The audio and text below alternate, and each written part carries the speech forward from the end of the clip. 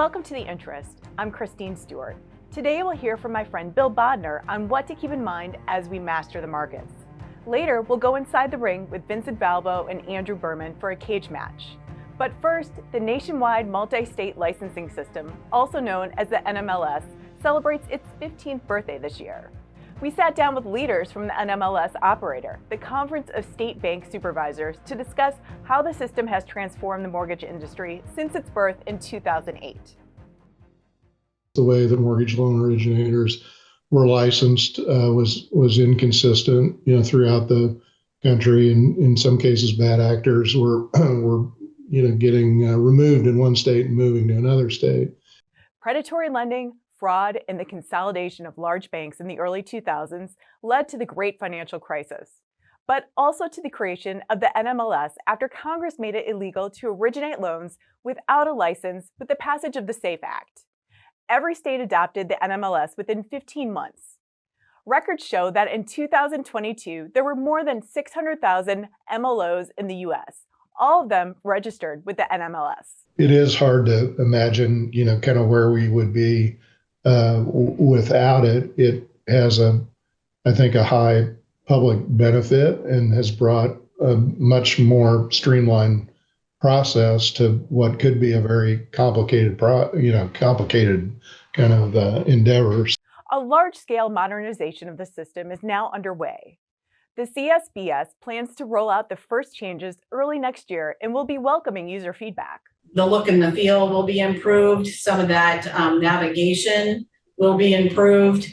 To read more about the NMLS, head on over to nationalmortgageprofessional.com. Reporting for The Interest, I'm Christine Stewart.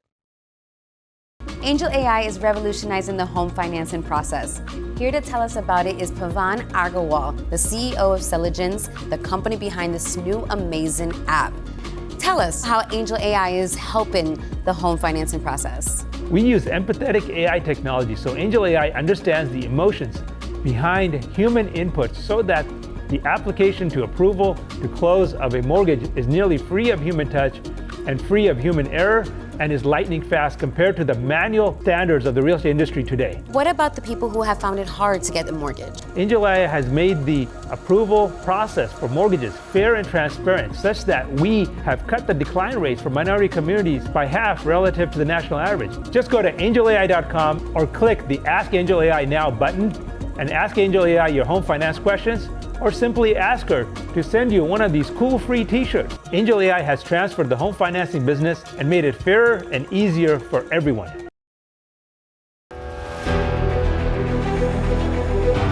Hey everybody, thanks for tuning in to our Master the Market segment. So last week with Thanksgiving, it was kind of quiet, but the great news is interest rates continue to hover near the best levels in a couple of months. Now why? Well, we've had a lot of bond-friendly data of late. Economic readings come in kind of subpar, a little soft, showing that the economy is slowing down.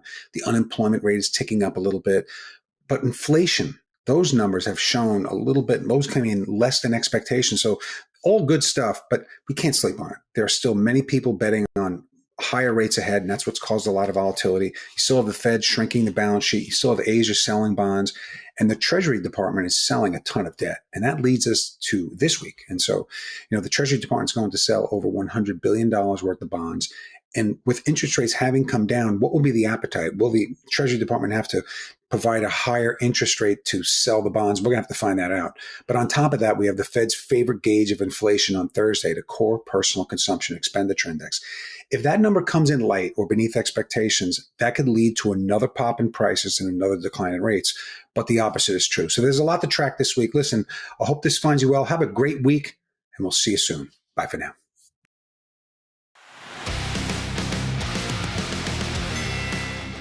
Okay, so Vince, do you think real estate values are going to drop? No, I do not.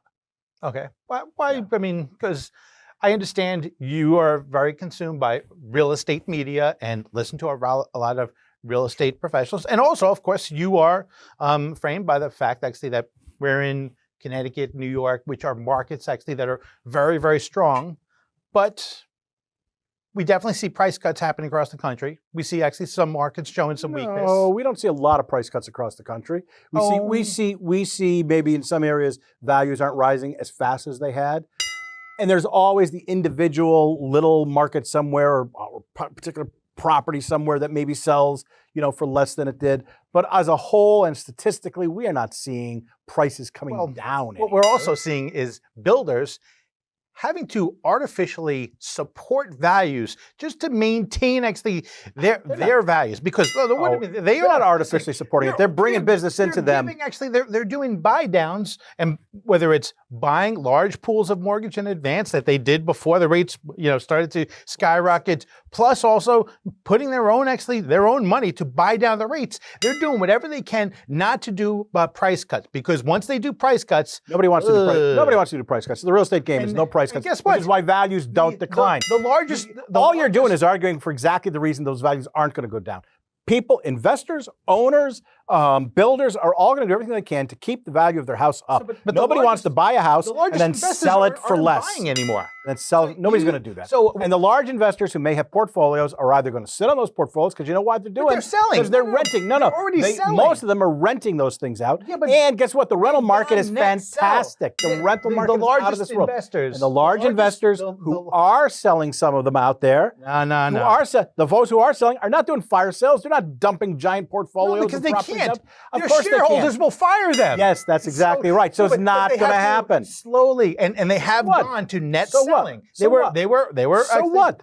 None of this is causing any kind of price decline. None of it is causing price decline. When those largest landlords start to see the rent's not being paid, because guess what? The Fed's plan is always to make sure that unemployment is going to be high. Right now, the Fed would like to see unemployment up a little more. But you know what? We're so low. We are at record low unemployment. So they would like a little bit more. Stop paying rents. It's not a little bit more.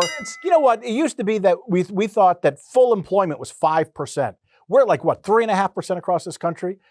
We used to be full employment. We were delighted. The Fed was delighted at 5%. If we get to 5% unemployment, you know what? It's not going to kill the economy. It's not going to kill home sale prices. It's not. These are all. You don't know how to do math. You're a wonderful man. You know the best bagels around, but math, it's not that. I declare victory. Wait, no. Victory. You can't go there because of bagels. What is bagels?